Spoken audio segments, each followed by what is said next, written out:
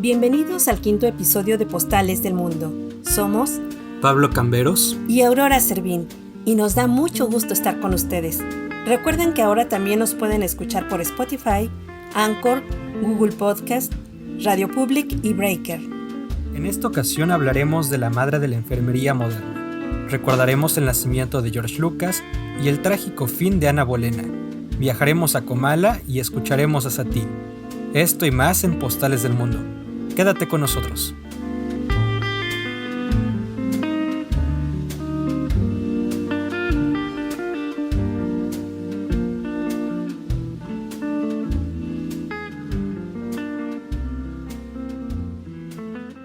Considerada la madre de la enfermería moderna, a ella se debe desde hace 55 años la celebración del Día Internacional de la Enfermera el 12 de mayo, Florence Nightingale.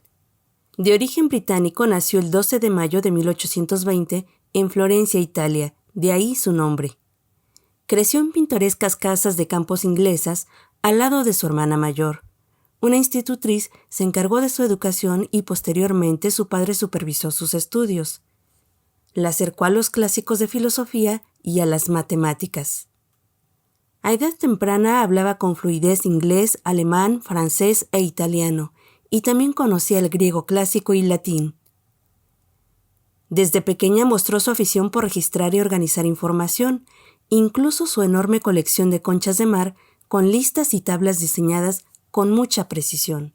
Luego de un viaje por Europa cuya finalidad era educar y refinar a las hijas de la familia Nightingale, Florence, de 17 años, decidió dedicarse a la enfermería, pero sus padres no estaban complacidos, especialmente porque hacia los años 1800 no era bien remunerado y mucho menos bien visto para una mujer de alta sociedad, ya que era una labor para las mujeres de bajo estatus social. Más tarde, al anunciar a sus padres que también estudiaría matemáticas, estos se opusieron y finalmente accedieron. La joven atractiva, inteligente y rica recibió propuestas de matrimonio, mismas que rechazó, porque tenía sus propios planes. Estaba convencida de que su destino no era el matrimonio. Visitó hospitales en París, Roma y Londres en calidad de enfermera, pero el punto más álgido de su carrera fue cuando acudió a la Guerra de Crimea, donde ingleses y franceses se enfrentaron a los rusos entre 1853 y 1856. Invitada por el entonces ministro de Guerra Lord Palmerston, amigo de la familia Nightingale, en noviembre de 1854 se presentó como enfermera al hospital de campaña de Scutari, que tenían los británicos en Estambul, Turquía. El panorama era desolador. No había suficiente alimento. Las condiciones de higiene eran precarias, lo que incluso desencadenaba graves infecciones por cólera, tifus, disentería y fiebre tifoidea que provocaron 10 veces más muertes que la misma guerra. Florence dirigió un equipo de 38 enfermeras voluntarias para cuidar a los soldados heridos y sanear el hospital militar, mejorando las condiciones higiénicas, lo que salvó miles de vidas. En 2 semanas organizó una cocina para alimentar 800 hombres, una lavandería que desinfectaba la ropa de los heridos y enfermos, a quienes les dotó de camisas que compró con su propio dinero. Mandó instalarles una sala de lectura que les permitía un momento de tranquilidad durante la convalecencia. Durante las noches recorría a los pasillos llenos de pacientes a los que cuidaba acompañada tan solo por una lámpara. Se convirtió en un ángel de la guarda para ellos. Comenzaron a llamarla la Dama de la Lámpara. Por primera vez se permitía a un grupo de mujeres servir oficialmente al ejército, y fue la primera vez en que las tropas fueron tratadas con respeto y en condiciones de higiene. Antes de irse de Crimea, Nightingale recibió un broche de la reina Victoria como signo de agradecimiento real y retribución personal. En 1883, la enfermera volvió a encontrarse con la reina cuando se le concedió la Cruz Roja Real en Windsor. Después de Crimea, adquirió el contagio de fiebre tifoidea, enfermedad que le acompañó el resto de su vida. En 1860 escribió notas sobre enfermería. Los siguientes 50 años de su vida los dedicó a transformar el sistema de salud, lo que ha inspirado a muchas generaciones de enfermeros. Florence fundó la Comisión Real para la Salud del Ejército y en 1860 abrió la Escuela de Entrenamiento y Hogar Nightingale para enfermeras en el Hospital St. Thomas en Londres, para que éstas practicaran en hospitales organizados y en condiciones de higiene adecuadas. Este lugar recientemente atendió al primer ministro británico Boris Johnson, quien ingresó a cuidados intensivos por contagio de coronavirus. Poco antes de morir, el 13 de agosto de 1910, a la edad de 90 años, fue la primera mujer en recibir la Orden al Mérito del Reino Unido. En el bicentenario de su nacimiento, su país preparaba un año de actividades para recordar su vida y legado. Entonces inició la crisis sanitaria del coronavirus. Ante ello, el gobierno británico ha honrado asociando su nombre al de la lucha contra esta pandemia. A propósito de Florence, reconocemos a las enfermeras y médicos de todo el mundo quienes se enfrentan a diario a diversas batallas. Mientras en algunos lugares se reconoce tan noble y elemental labor, en países como México, son objeto de agresiones físicas y verbales. Son descalificados y llamados mercantilistas, cuando indudablemente todos necesitamos de ellos.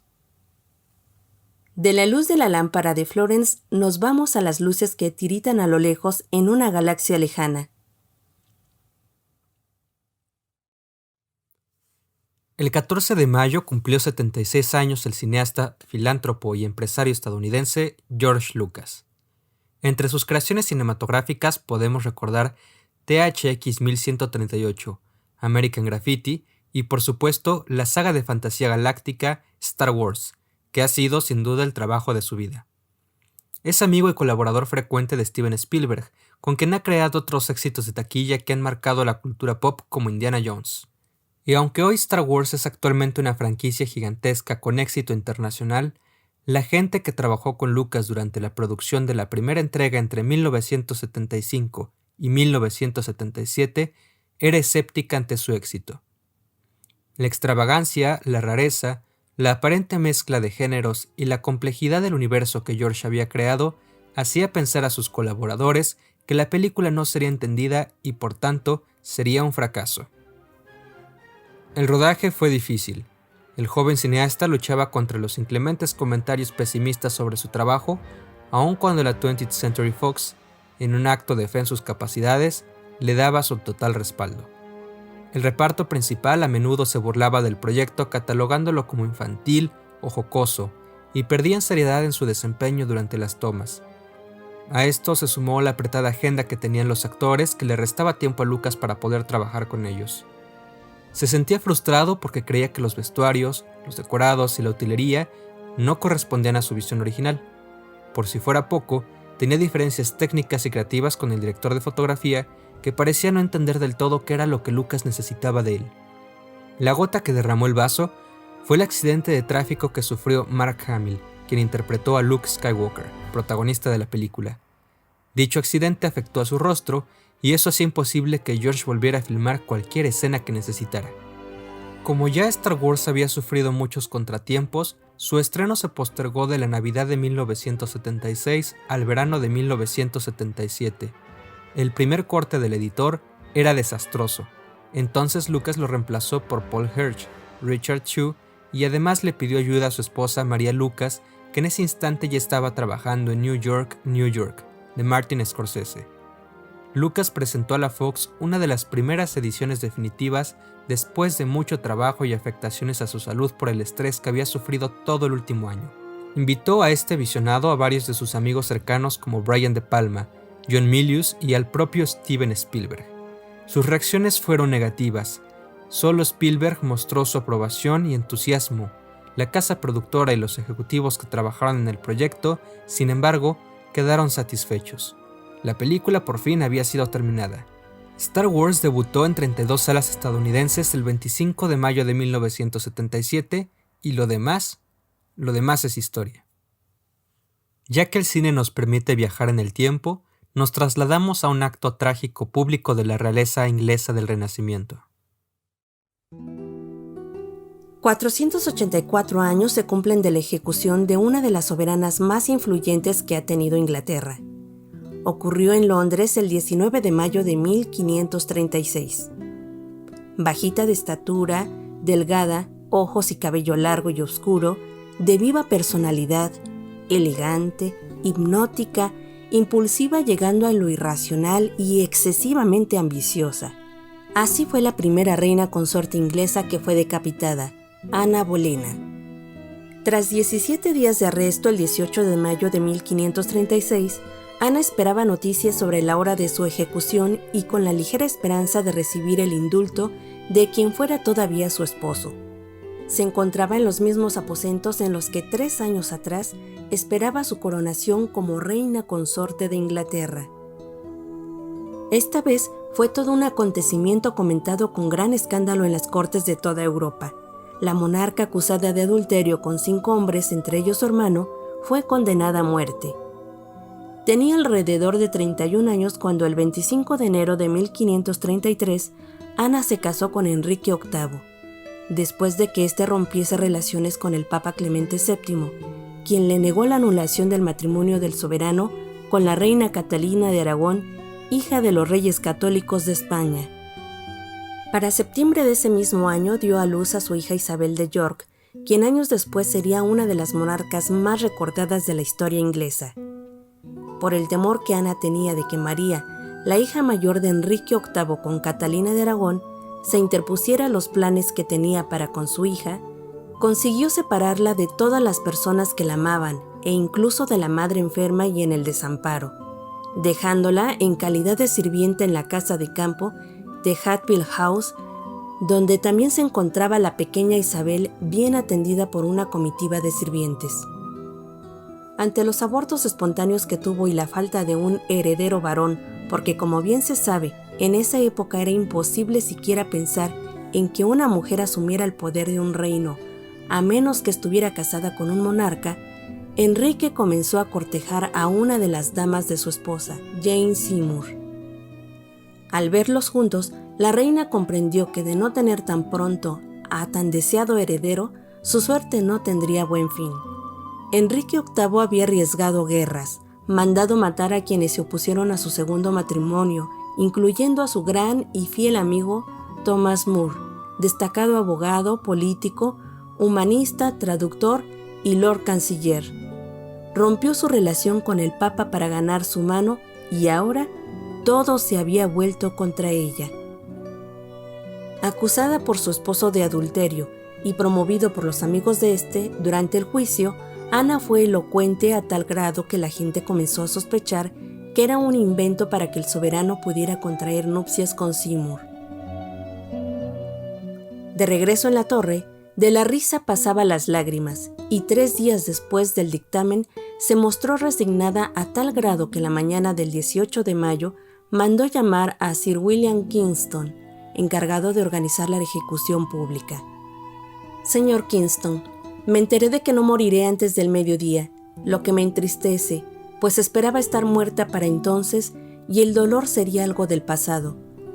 Oí que el verdugo es muy bueno, y yo tengo un cuello fino», dijo poniendo sus manos alrededor del cuello y riendo a carcajadas. Al día siguiente, el 19 de mayo de 1536, de camino al patio donde sería decapitada, despertó la admiración de muchos por su valentía y aplomo. Algunos testigos afirmaron verla alegre y sonriendo. Y ella sabía que el indulto no llegaría. Ana fue decapitada no sin antes dar un discurso en el que pedía a Jesús que conservase su alma y guardara al rey. Las damas le quitaron el tocado y le vendaron los ojos. La ejecución fue rápida, con espada y al estilo francés tradicional. La reina Bolena no tuvo un funeral solemne como todo aristócrata tenía derecho. Sus restos mortales fueron envueltos y enterrados en una tumba común en la capilla San Pedro ad Vincula de la Torre de Londres. Al día siguiente, el rey Enrique VIII anunció su compromiso con Jane Seymour. Como anécdota, durante este tiempo las damas tuvieron que despojar el cuerpo de sus lujosas vestimentas. Tradicionalmente, ese era el incentivo de los verdugos, pero el rey más tarde la redimió a cambio de dinero, pues no quería que las reliquias de su fallecida esposa se pasearan por ahí. Si de herramientas afiladas hablamos, en la Europa actual están causando sensación. Ya desde hace unos días, los españoles pudieron salir por primera vez en semanas a la peluquería. Estos establecimientos se están reabriendo poco a poco. La tendencia es similar en otros países europeos que también iniciaron un desconfinamiento paulatino, como Alemania, Croacia, Grecia o Eslovenia. Como el resto de comercios reabiertos, solo pueden atender a clientes con cita previa y bajo estrictas medidas de seguridad. Un cliente por trabajador y 2 metros de distancia entre ellos.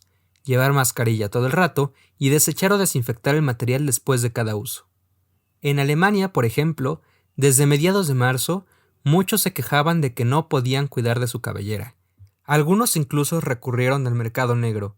La policía clausuró a finales de abril 2 peluquerías clandestinas en el sótano de un barrio de la ciudad bávara de Miltenberg. Los infractores fueron acusados de violar las reglas del confinamiento. Otros optaron por soluciones caseras. 1 de cada 7 personas intentaron cortarse el cabello ellas mismas en las últimas semanas, según una encuesta del Instituto YouGov para la agencia de prensa alemana dpa. Nancy Espinosa tiene una grata recomendación literaria que llega desde Colombia de los años 80.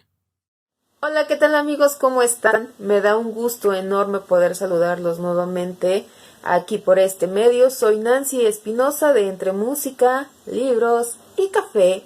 Y en esta ocasión seguimos con el quédate en casa, seguimos con el no puedes salir a menos que tengas que ir a trabajar, a ir por alimentos o a ir por medicamento, hacer las cosas esenciales e importantes que realmente se requieran en la casa, en la familia. Y pues bueno, seguimos aprovechando el tiempo que estamos en casa, disfrutando a los hijos, al esposo, a la esposa, a los papás, a los hermanos, a los suegros y a los perritos también, los gatitos y las mascotas también van incluidas, ¿cómo no? Bueno, la semana pasada les recomendé un libro que se llama La ladrona de libros, que les dije que a mí me gustaba mucho tanto la película como el libro. Y en esta ocasión les voy a recomendar un libro de Gabriel García Márquez. Sí, del famoso Gabo. ¿Te imaginas que un día te levantes y no sepas que va a ser el último día que vas a poder ver a tu familia, que vas a poder convivir con los amigos, que vas a poder tomarte ese café que tanto disfrutas por las mañanas, que vas a poder dar el último paseo cerca del mar, cerca de la playa, cerca del bosque o la selva? ¿Te imaginas que todas las actividades que normalmente haces pues en el transcurso de la semana, del mes, del año, de toda tu vida, ese día que te levantes va a ser el último y tú no lo sepas? Comúnmente pasa que no sabemos cuándo será el último día de nuestras vidas. Aquí lo que hay que rescatar es que los habitantes del pueblo donde vivía este joven, Nazar, pues sabían que iba a ser el último día de su existencia, que tenían ya la hora pactada y la hora programada para asesinarlo. ¿Quiénes? Pues los hermanos de una mujer que a él le gustaba. Dicha chica inventó algunas cosas que no eran ciertas y lo metieron en líos, y él, sin saber, sin poderse defender y sin nada, se levantó una mañana como cualquier otra, hizo algunas de sus actividades, salió, desayunó, almorzó, pero sorpresa, al llegar a determinado lugar fue el último momento que lo vieron con vida. ¿Te imaginas qué triste y qué sorpresa que inclusive hasta tu mamá sepa que va a ser el último día de tu vida y no pueda hacer algo por salvarte? Te lo recomiendo mucho. Estamos hablando de Crónicas de una muerte anunciada, de Gabriel García Márquez. Este libro ya tiene muchos años conmigo y apenas el año pasado me di la oportunidad de leerlo, pero créanme que la historia vale la pena leerla. Crónicas de una muerte anunciada, de Gabriel García Márquez. Búscalo. Me parece que también está en internet, lo puedes descargar en PDF. Ahorita hay muchas plataformas donde te dan la opción de poder buscar libros en PDF y en ebook para que tú puedas leerlos, pues aunque sea virtual, cuando no los tenemos en físico, pues lo virtual es lo más fácil y lo más cercano a poder hojear un libro. Soy Nancy Espinosa, esta fue la recomendación de esta semana. Acuérdate que estamos en Entre Música, Libros y Café.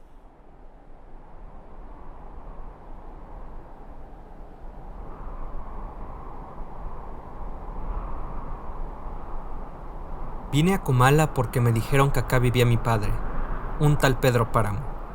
Mi madre me lo dijo y yo le prometí que vendría a verlo en cuanto ella muriera. Le apreté sus manos en señal de que lo haría, pues ella estaba por morirse y yo en un plan de prometerlo todo. No dejes de ir a visitarlo, me recomendó. Se llama de este modo y de este otro. Estoy segura de que le dará gusto conocerte. Entonces no pude hacer otra cosa sino decirle que así lo haría, y de tanto decírselo, se lo seguí diciendo aún después de que a mis manos les costó trabajo zafarse de sus manos muertas. Todavía antes me había dicho: no vayas a pedirle nada, exígele lo nuestro, lo que estuvo obligado a darme y nunca me dio. El olvido en que nos tuvo, mi hijo, cóbraselo caro. Así lo haré, madre. Pero no pensé cumplir mi promesa, hasta que ahora pronto comencé a llenarme de sueños, a darle vuelta a las ilusiones, y de este modo se me fue formando un mundo alrededor de la esperanza que era aquel señor llamado Pedro Páramo, el marido de mi madre. Por eso vine a Comala. Así, magistralmente, inicia la única novela de Juan Nepomuceno Carlos Pérez Rulfo Vizcaíno, mejor conocido como Juan Rulfo. Nació el 16 de mayo de 1917 en Apulco, pero fue registrado en Sayula, Jalisco.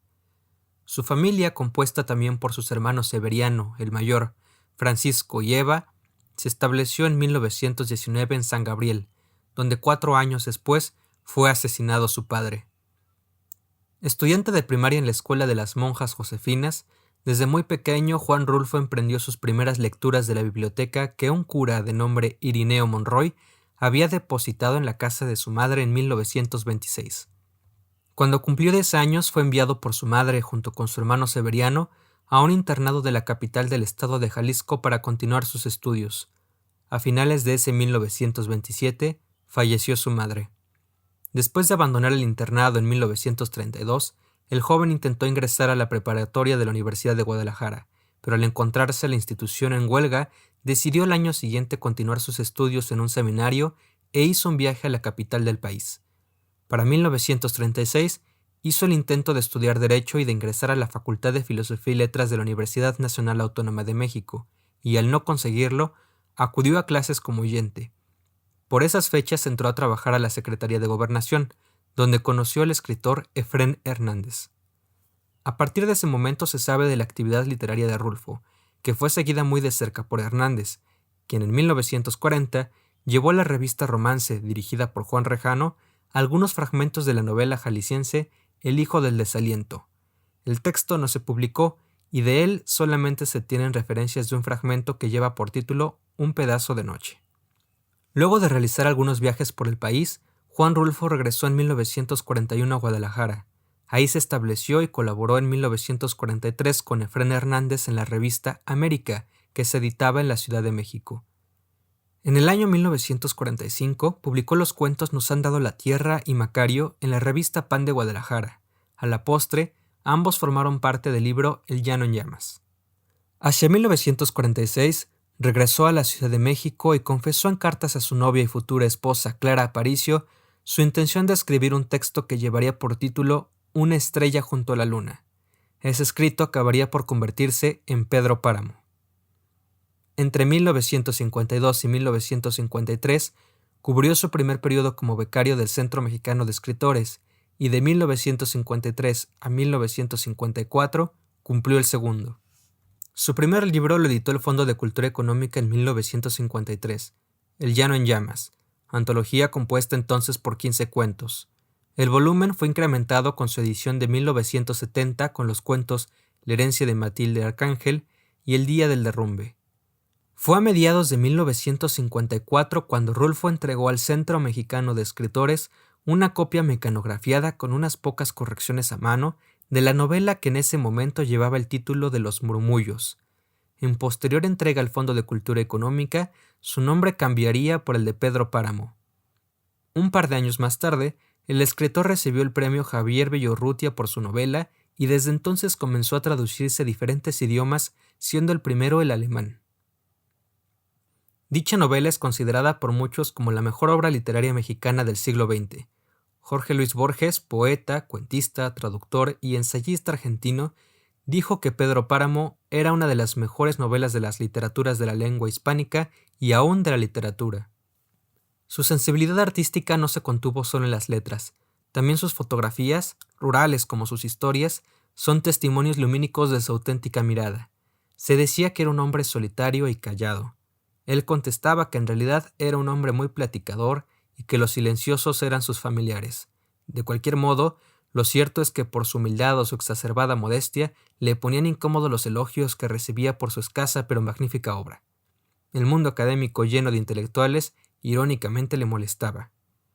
Después de la aparición de Pedro Páramo, Rulfo mantuvo contactos frecuentes con el cine. Su segunda novela, El gallo de oro, de 1958, sería adaptada al cine en 1964 por Roberto Gabaldón con Carlos Fuentes y Gabriel García Márquez como guionistas. Escribió también un notable texto para la película La fórmula secreta de Rubén Gámez en 1964. García Márquez confesó sobre Pedro Páramo que si él hubiese escrito esa novela, no habría vuelto a escribir nunca más en la vida. En sus palabras, ninguna obra lo había conmocionado tanto desde que había leído La Metamorfosis de Kafka 10 años atrás. Pedro Páramo es reconocida como la primera novela del boom latinoamericano y precursora del realismo mágico. Rulfo dedicó las 2 últimas décadas de su vida al Instituto Nacional Indigenista, donde se encargó de editar una de las colecciones más importantes de antropología contemporánea y antigua de México. En 1983, aún recibiría otra importante distinción, el Premio Príncipe de Asturias.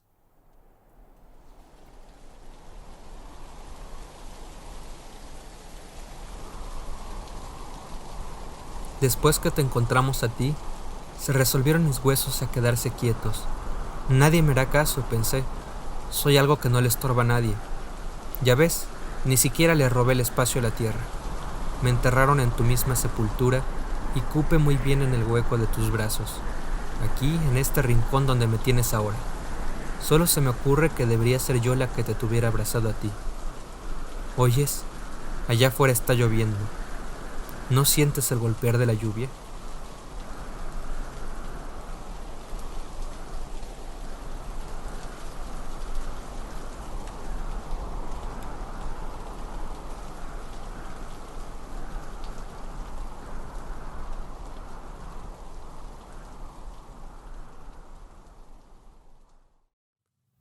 Otro prolífico escritor mexicano fue Carlos Fuentes, que falleció hace 8 años el 15 de mayo de 2012.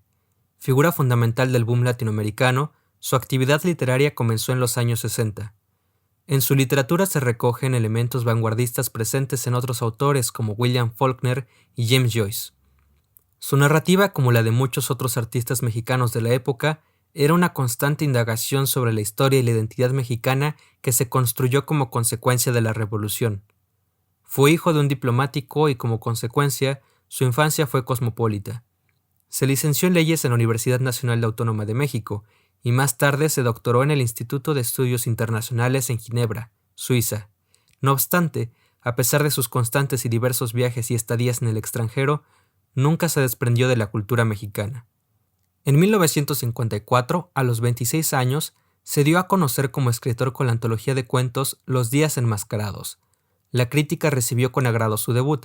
No obstante, serían sus próximas 2 novelas las que le darían el éxito: La región más transparente, de 1958, y La muerte de Artemio Cruz, de 1962. Otras de sus obras notables fueron Aura, Terra Nostra, Gringo Viejo, Cristóbal Nonato, La silla del águila y Aquiles o el guerrillero y el asesino, este último editado de manera póstuma.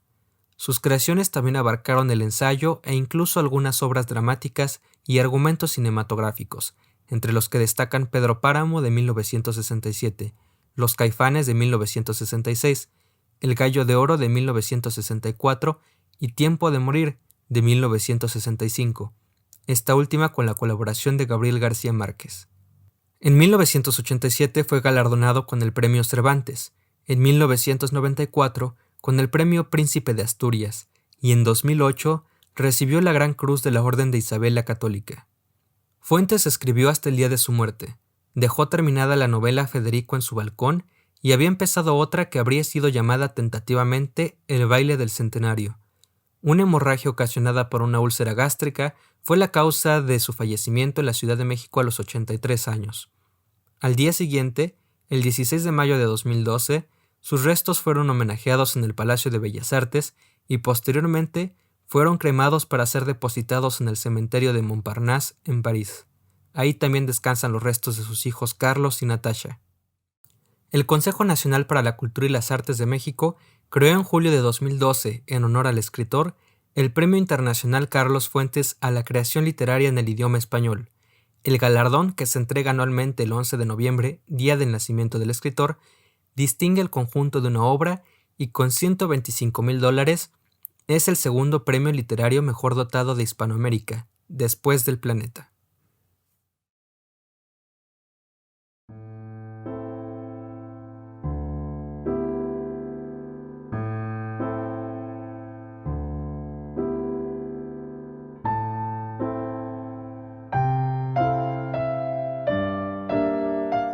Denostado por la academia y admirado por algunos compositores de su época, Erik Satie es el precursor del minimalismo y el impresionismo.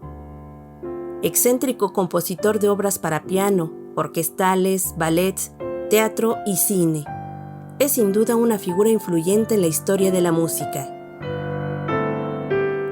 Nacido en Normandía, Francia, el 17 de mayo de 1866, con el nombre de Alfred Erik Leslie Satie, creció entre su lugar de origen y París. En casa de sus abuelos, siendo aún muy chico, recibió sus primeras lecciones musicales a cargo de un organista local. A los 12, su madrastra, quien era una pianista, se encargó de su formación musical, lo que generó en el niño odio hacia el piano y la rebeldía que le acompañó a lo largo de su vida, con cierta dosis de ironía. En 1885 ingresó al Conservatorio de París, donde sus maestros lo etiquetaron como flojo y falto de talento. A los 21 años, se mudó a Montmartre, donde inevitablemente tuvo contacto con la vida bohemia que predominaba en el lugar. Entró a trabajar tocando el piano en el cabaret Le Chat Noir, que tenía vertiginosa actividad artística e intelectual, pero también frecuentado por prostitutas. Asimismo, llegó a presentarse en Le Divan japonés y l'Auberge du Clou.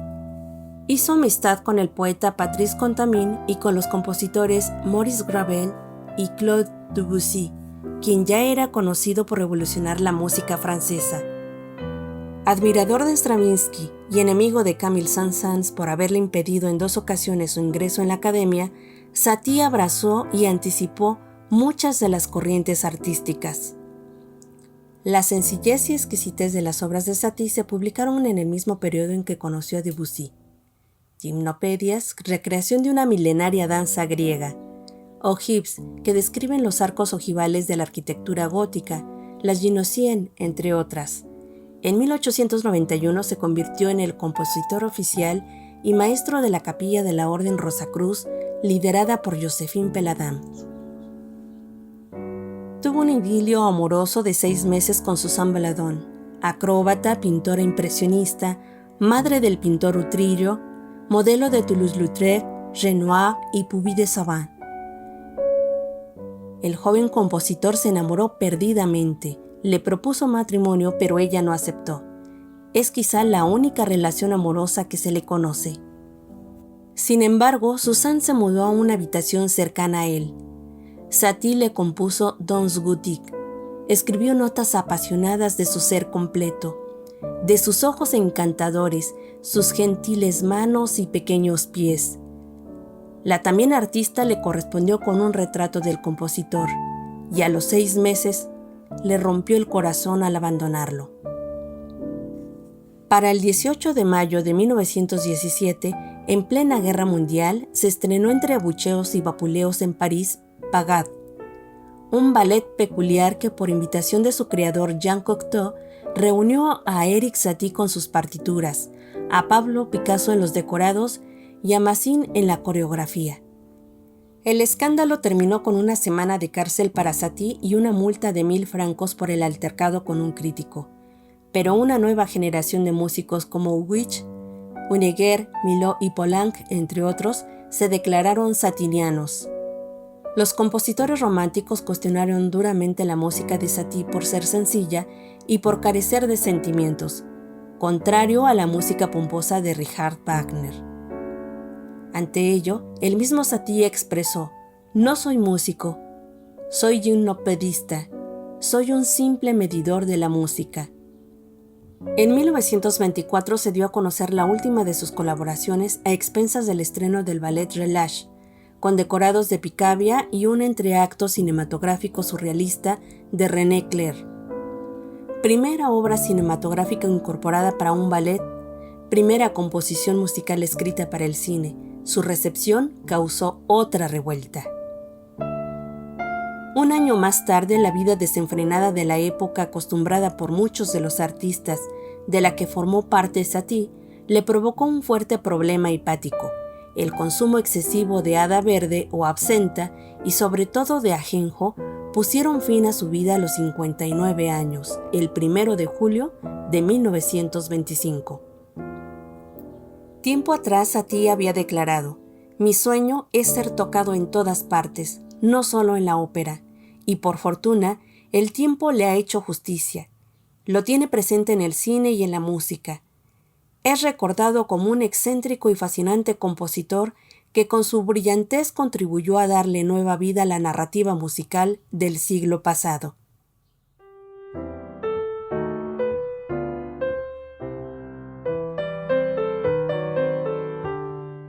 Hasta aquí el 5º episodio de Postales del Mundo. Muchas gracias. Síguenos en Instagram como @postalesmundo y en Twitter como @postales_mundo. Esperamos tus comentarios. Hasta la próxima.